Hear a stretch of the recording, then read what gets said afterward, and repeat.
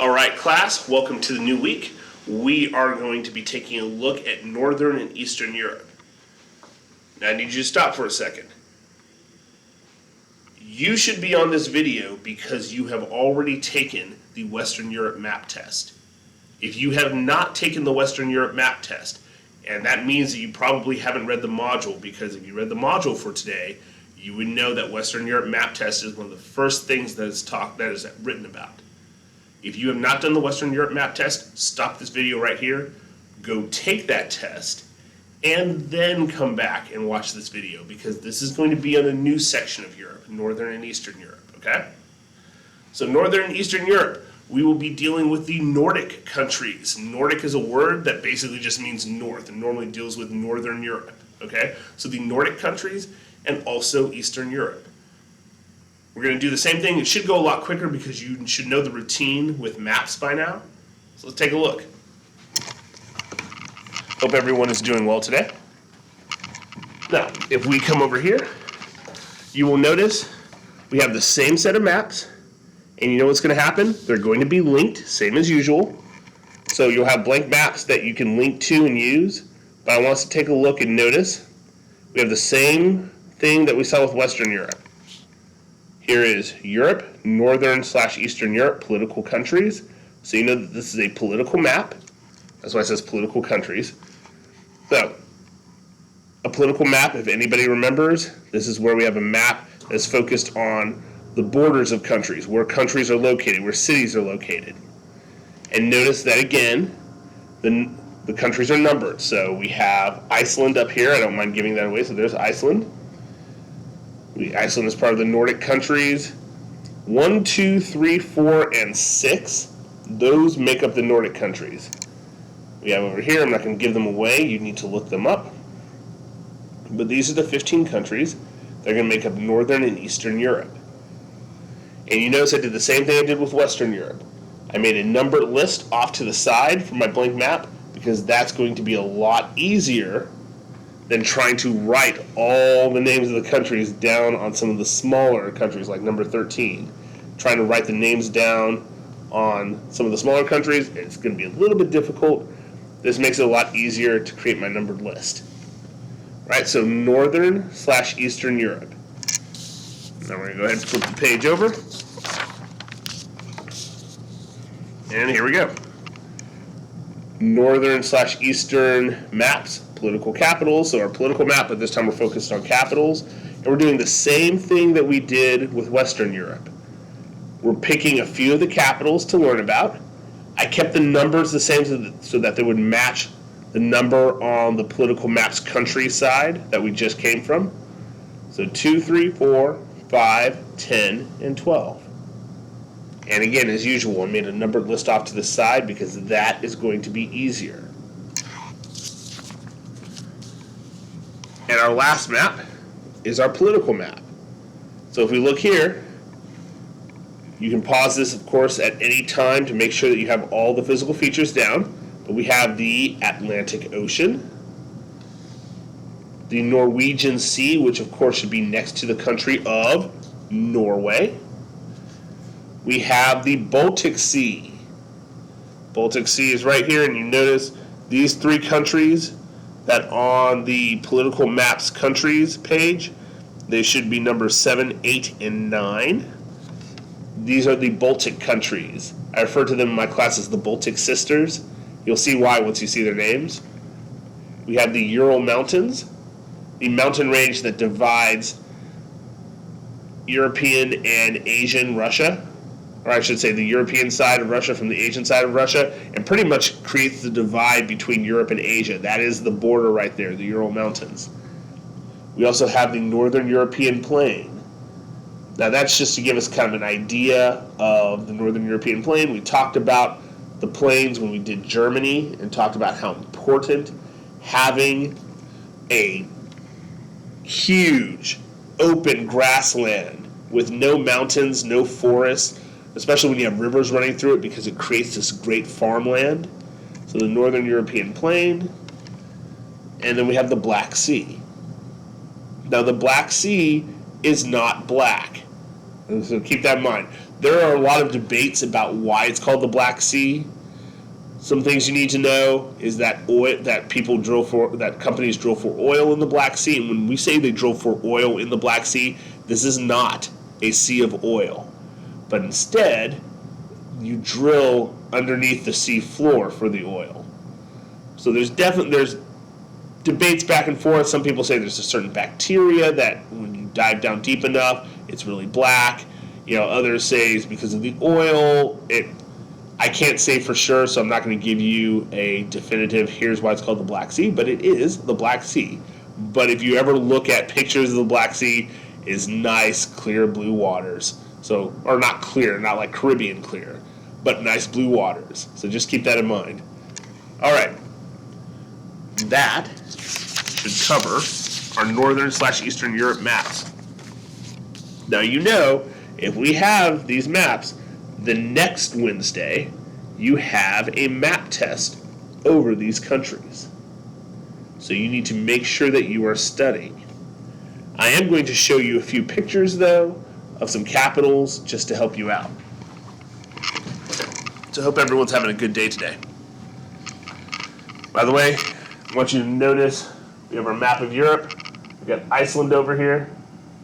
And the Faroe Islands are owned by Denmark, so that's why we don't talk about the Faroe Islands. But you notice, we got a map. Some of you guys have probably noticed some of the capitals. I'm going to show you some of the capitals on the maps that you need to know. So let's go ahead. Let's get rid of that. Let's go over here. We're going to scroll this way. And let's go with... Now, this is not a capital you need to know, but I wanted you to see this. We actually looked at this in our class, and the reason why we looked at this is because a lot of times students don't realize that there are a lot of modern countries outside of the U.S. So this is Reykjavik. Now, Iceland only has a population of 335,000 people, but you notice, man, this is really nice, really colorful houses, very modern. You have the very famous church. I will not even try to pronounce it. Icelandic is a very hard name, but that's Reykjavik. This is Oslo, so Oslo, Norway. Again, notice, nice buildings. You could be in any city in the U.S. So the standard of living is very high. Try to make sure that this is straight. The standard of living is very high in Oslo. All right, let's take a look at